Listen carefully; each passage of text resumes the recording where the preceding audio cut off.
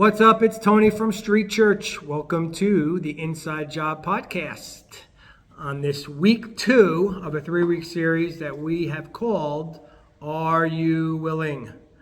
That's the $64,000 question, right? Like if you have people in your life who are going through it, who are living in the middle of their own personal train wrecks that they wouldn't wish on their worst enemy, the $64,000 question is, if you want to make a difference in their lives, is not what you're capable of doing, but are you willing to hunker down into their lives and to love them?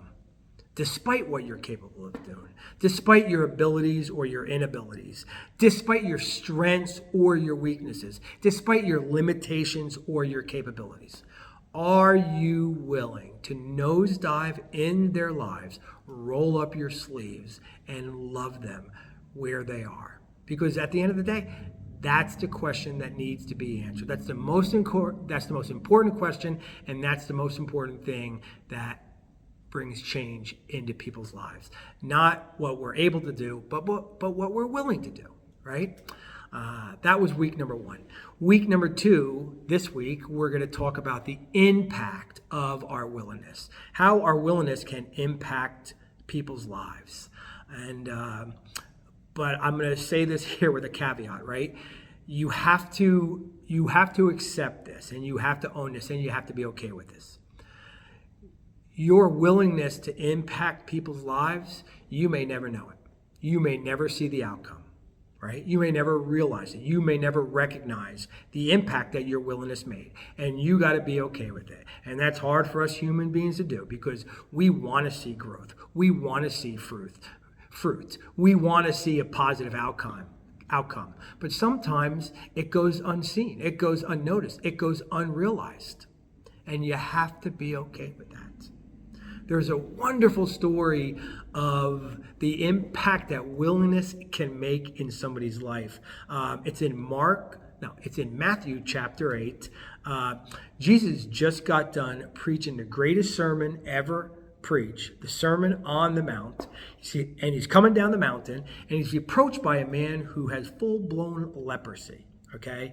I'm not going to spend a lot of time on this, but if you had leprosy, that's not something that you did, right? Like people who had leprosy in that time were ostracized from society. They were outcasts. They were quarantined to live with other lepers, right? So if you were a person who had leprosy and you owned a home, no more home. If you had your own business, no more business. If you had a wife and kids, no more contact with them. If your mom was still alive, no more Sunday dinners with mom, right? No physical contact with anybody from the outside world. Only people who were fellow lepers, okay? And you were immediately ostracized from all temple activities. They considered you ceremonial unclean, okay? So it was not a good thing, right? So Matthew chapter 8, Jesus is walking down the mountain. Whether or not this guy heard the Sermon on the Mount or just heard about Jesus, we're not sure. But one thing that is for sure, he wasn't going to let this opportunity slip through his fingers, right? He was going to link up with Jesus, hell or high water. So Jesus is walking down the mountain, and I'm going to pick it up here. It says this. It says, a man with leprosy came and knelt before Jesus and said, Lord, if you are willing, you can make me clean. Jesus reached out his hand and he touched the man. I am willing, he said. Be clean. Immediately, he was cleansed of his leprosy. Wow. So the first thing I want to say is this man knew the right question to ask and how to pose it. He knew that the most important thing was not what Jesus was capable of doing, but whether or not he was willing to intervene in his life. Like he said, if you are willing, I know that you got the goods, right? I know that you're capable of it. I know that you can heal me supernaturally of my disease, right? So if he believed that he could heal him, then he believed that Jesus was capable of doing anything. He believed that he believed that his capabilities were limitless. But the more important thing to him was whether or not Jesus was willing to hunker down and get involved in the middle of his mess. And Jesus' response, his answer was great. But his answer was great, but his approach was even better. It says this. Jesus reached out his hand and he touched the man. I am willing, he said. Be clean. Immediately, he was cleansed of his leprosy. Jesus could have just waved his hand. He could have just said, let it be so. He could have just winked his eyes,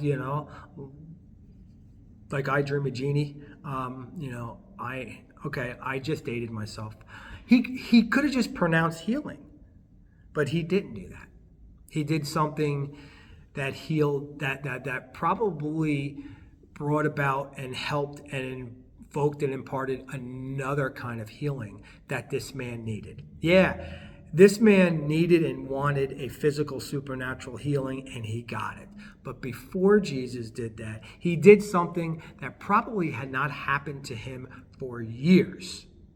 He touched him. He grabbed him. Now, whether or not he grabbed his hand, he grabbed his shoulder, or it was a full-on Italian hug, we don't know. I like to think it was a nice hug.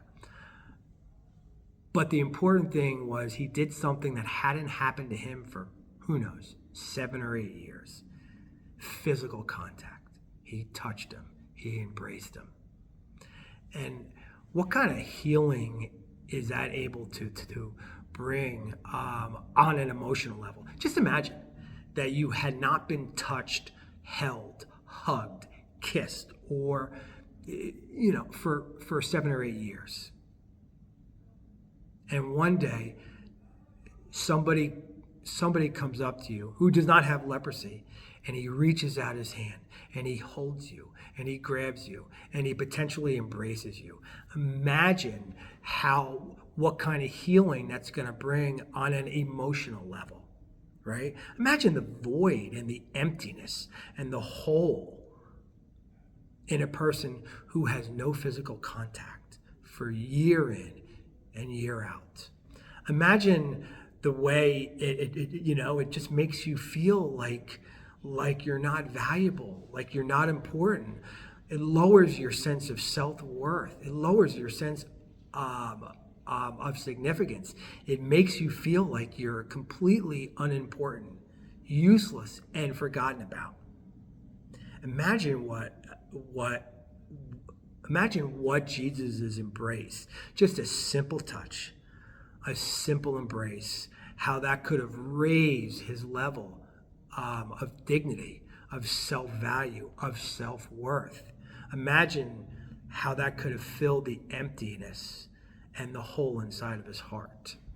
There are people in our lives who are walking around, who are waking up, who are going to bed, feeling like they are unvaluable, they are unimportant, they have no self-worth. They are feeling as though they are all, alone, in the middle of a world that could care less about them. Never minimize your willingness to intervene in somebody's life, to hunker down, and to just love them right where they are. You may never see the impact it's going to make. You may never know it. You may never realize it, but it will make an impact. It could potentially change the course and the trajectory of their lives, right?